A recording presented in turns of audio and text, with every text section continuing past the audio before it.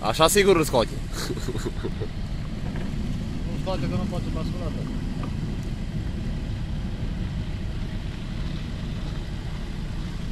Acum vinte înapoi, să vadă. Ia, vadă recolta, unde poate. A dus-o la fabrică. Hai că mere, mă! Auzi, a adus în pulă, gata! Oblonul! A adus oblonul, gata! Da! Zic să te tragă mai în față, o leacă!